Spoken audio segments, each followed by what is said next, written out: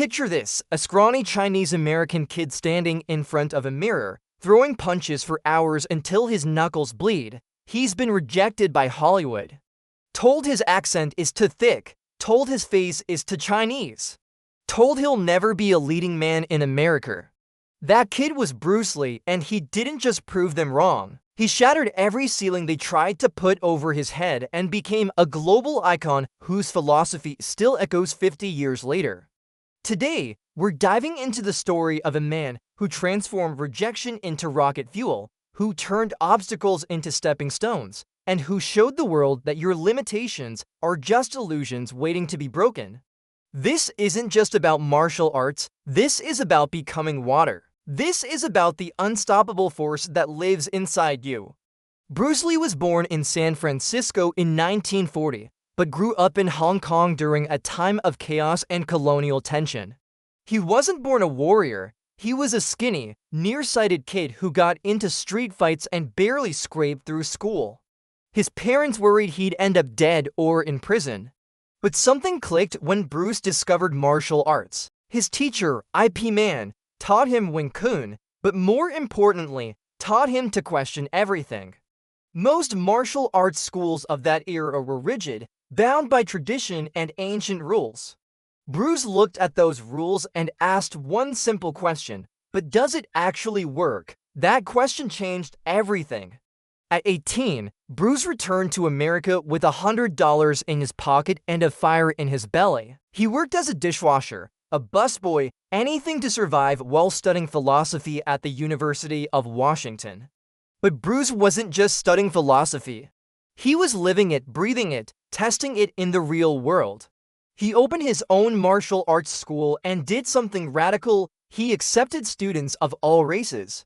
In the 1960s, this was heresy in the martial arts community. Traditional Chinese masters were furious that he was teaching their sacred techniques to non-Chinese students. They challenged him to a fight. If he lost, he'd have to close his school. Bruce accepted. He won the fight in 3 minutes. But that victory came with a cost. Bruce realized he'd gotten winded too quickly. He wasn't satisfied with just winning, he wanted perfection. So he deconstructed his entire fighting system, threw out what didn't work, and rebuilt it from scratch. He borrowed from boxing, fencing, wrestling, and every fighting style he could study. He called it Jeet Kune Do, the way of the intercepting fist. This wasn't just a martial art, it was a philosophy. Absorb what is useful, discard what is useless, add what is uniquely your own. Think about that for a second. How many of us are stuck following someone else's blueprint? Someone else's definition of success, someone else's rules about who we should be and what we should do. Bruce Lee looked at tradition and said, I respect where you came from, but I'm going where you've never been. Then came Hollywood. Bruce landed a role as Kato in the Green Hornet TV series. He was electrifying, fans loved him, but the industry didn't know what to do with an Asian leading man. They offered him sidekick roles, stereotypical parts, anything but the hero. The ultimate good punch came when Bruce pitched a show called The Warrior about a martial artist in the Old West. The studio loved it.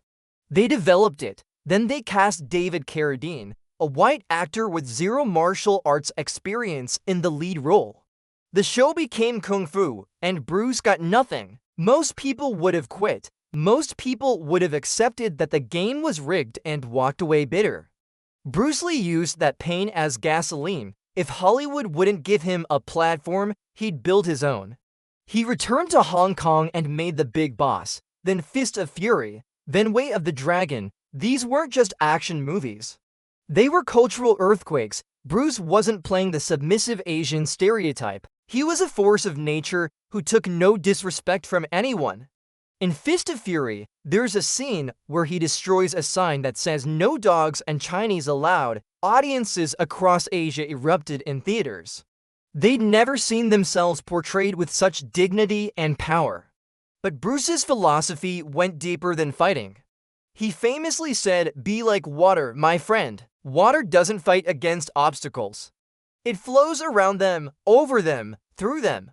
Water adapts to any container but never loses its essential nature.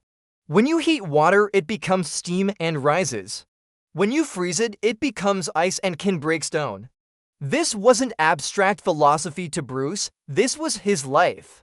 When Hollywood rejected him, he flowed to Hong Kong. When traditionalists tried to cage him, he created his own system. When his body broke down from a back injury that doctors said would end his career, he spent 6 months flat on his back reading philosophy and reimagining his art. He came back stronger than ever. Bruce also said, "Knowing is not enough. We must apply. Willing is not enough. We must do." He despised people who collected knowledge like trophies but never used it. He trained 6 days a week, multiple hours a day. He studied nutrition before it was mainstream. He cross-trained before anyone called it cross-training. He kept notebooks filled with observations, techniques, and philosophical insights. He was obsessed with improvement, but not in a way that tortured him. He loved the process. He said, "I fear not the man who has practiced 10,000 kicks once, but I fear the man who has practiced one kick 10,000 times." In 1973, at the age of 32, Bruce Lee died suddenly, just before the release of Enter the Dragon, the film that would make him an international superstar. His death was tragic, shocking, and far too soon, but his legacy, that became immortal. Bruce Lee lived only 32 years, but he packed more purpose, passion, and impact into that short time than most people do in 80. He showed us that your circumstances don't define you, your response to them does. You don't need permission to become who you're meant to be. You don't need to wait for someone to choose you. You don't need to follow the path someone else laid out. Be like water, adapt, flow, but never lose who you are. Take what works from everywhere. Discard what doesn't, add what's uniquely yours. And most importantly, stop preparing and start doing. Your time is now. Your moment is this one. Bruce Lee once said, "If you spend too much time thinking about a thing, you'll never get it done." So whatever that dream is, whatever the goal is that keeps whispering to you in the quiet moments, stop thinking about it, do it, today, now. Because the dragon inside you is tired of waiting.